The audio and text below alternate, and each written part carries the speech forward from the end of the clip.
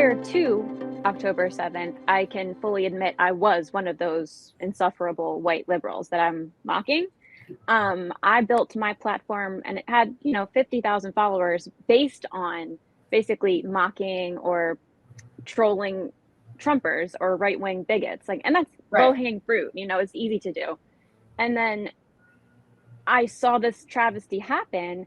And I mean, nothing will radicalize you more than seeing people die on a daily basis. And then people who are supposedly on your side of the aisle go, yeah, but still vote blue. Still blue. Mm-hmm. Yeah, it's terrible. It's terrible. But America first. That is crazy to me. It's insane that my side is sounding like. So it just made it so clear that there's no distinction anymore. That like liberals, in my opinion, are just conservatives who are cool with rainbows, as far as I'm concerned. Like I don't see any difference. And it's just it was incendiary. It made me you so did a angry. speed version of my thing. Like it took me about 10 years, but I was brainwashed as Zionist, so I had deprogramming to do. But you that's a pretty good turnaround from being like oblivious to. Well, also they'll do that to you too. They're so hateful. The things that they would say to me, just that if I considered not voting for Biden, I've never even said the words, I'm not voting for Biden. Others have. I've listened to their voices, and most of them are marginalized people. That's what struck me. I'm like, okay, my side, the people who seem most afraid look like me, and we're not the ones that will be most affected should Trump get elected. So they forced me to I don't want to look like that. I do not want to be like that. It made me take a look at myself to see how hateful and how ineffectual I was with people I didn't agree with. Mocking them, being condescending to them, that didn't work. Didn't work. It's not going to pull people over to your side. You're pushing people away, actually. Right. Absolutely. Yeah. So it was them, and I just started listening to the voices of the most marginalized. And if they're not afraid of a Trump presidency enough to say, to not say fuck Joe Biden, excuse my French. If they're not afraid, then why should I be? I'm going to listen to them. I'm going to follow their lead. That's cool. For me, honestly. And it was very fast, but it's just so disgusting. And I don't want to be that ignorant. I don't want to be that condescending. And I don't want to be that ineffectual person who's not actually making any difference. I'm just trolling people for fun. Like, I want to be on the side of human rights. That's literally it. I don't know what's so controversial about that to people, but because you're getting in the way of capital. But do you condemn Hamas? Right. No, I don't anymore. And that's what is like, so, it's scary to put my name out there. It's my maiden name. Ireland, I'm not Irish at all, but who cares? If people I grew up with don't like that I say Free Palestine, then fuck them too. Where did you grow up? I grew up, Pottstown, Pennsylvania, which is like kind of close to Reading, Pennsylvania. I'm around Philly now, but yeah, nobody wants to live where I grew up. It's fine. Sally, what was your odyssey? Yeah. Oh my goodness. I was a little bit sooner than Chrissa, but I will say that, Chrissa, I think, better late than never. Thank you. And more power to you for, you got here. And I think that's really all that matters. And I feel like that's why it's all the more reason we just need to keep, being crystal clear about what the hell's going on. And I think more and more liberals are becoming more radicalized as leftists, socialists, communists, whatever you want to, call yourself. But I do think more and more people that's happening. And so, but yeah, for me, definitely I was like always more of like a progressive for a long time, progressive type of liberal. I certainly was voting blue no matter who, I think. But then 2016, I mean, I think my story is similar to a lot of people's. Bernie Sanders definitely did. That's what's so devastating now, because fuck Bernie now. I mean, I can't with him. It's bullshit. But definitely in 2016, he helped open my eyes to the corruption of Democrats and just the reality of how rigged the system really is.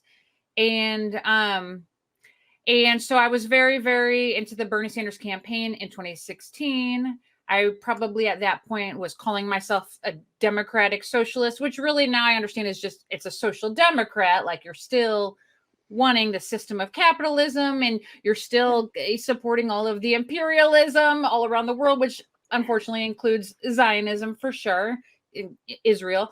And but anyway, I think that, and I did. So the thing is, in 2016, like, I was pissed as hell about, Bernie getting screwed and Hillary winning. And I didn't like Hillary, but I did ultimately vote for Hillary against Trump. And I mean, and it was that whole like, oh my God, Trump, oh my God, but Trump. You're Trump a really is so horrible. terrible person. I just have to put that out there. And I need to So- know. That's not bad. That's not a bad impression.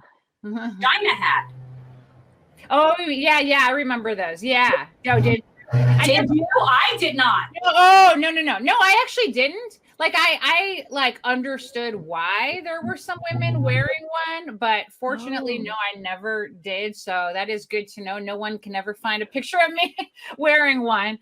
But it's like, I mean, I understood like where that came from with the whole grab them by the pussy thing, but it is super cringe. Like, definitely those hats. Yeah. And I would suggest that Trump might have said grab him by the pussy, but I might suggest that Joe actually did. Exactly. We've had our read on the show.